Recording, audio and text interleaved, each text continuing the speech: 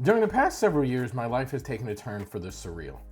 If you've been following me for the last few years, you know exactly what I'm talking about. And even more recently, the way things have been going on in social media, it's just gotten really odd. And I started realizing this to a very concrete degree earlier this year.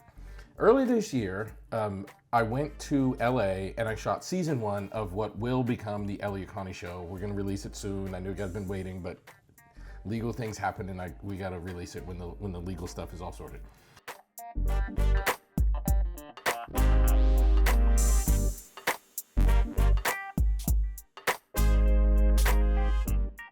When I was doing those interviews, and I interviewed 15 people for season 1 of the show, and when I was doing those interviews, I realized something after literally the second one, and I was like, oh wait. And I was so nervous before I did it. I was interviewing like these celebrities about their mental health, and I was so nervous. Like I'd never done this before. And somewhere between episode 2 and 3, interview 2 and 3, I realized like, oh my God, I can do this and I'm pretty good at this.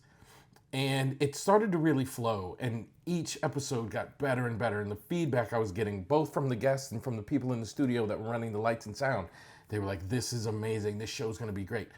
And I started realizing like all of those years of doing therapy not only prepared me to be a better therapist, like that experience increased my clinical abilities, but it also allowed me to build other skills like while I was doing that I could then use in other areas without even realizing it was happening. And now I find myself in situations where I'm going live on these panels and I'm doing these guest spots and I'm hosting my own show and I'm doing my own lives and I'm doing all these things. And it was just like, wow, man, so much is happening and so much is going on. But I was prepared for this by doing all of that clinical work. And I'm bringing that to you here to say, if you follow me and the SFBT Moment series, then you're probably thinking about solution-focused brief therapy.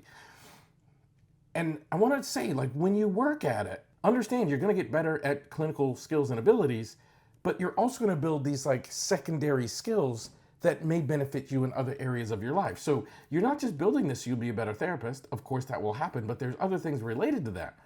And I want you to think about like, what other things could I be doing and what other things would this make me better at? I never would have imagined that I'd be in the position that I'm in, doing the things I'm doing, and that doing solution-focused brief therapy for all these years has helped me to do it. So I want to help you dream bigger and broaden your scope. And I want you thinking about what other things would I love to be great at, and how are my clinical skills that I'm building by focus on being great at solution-focused brief therapy helping me to do that?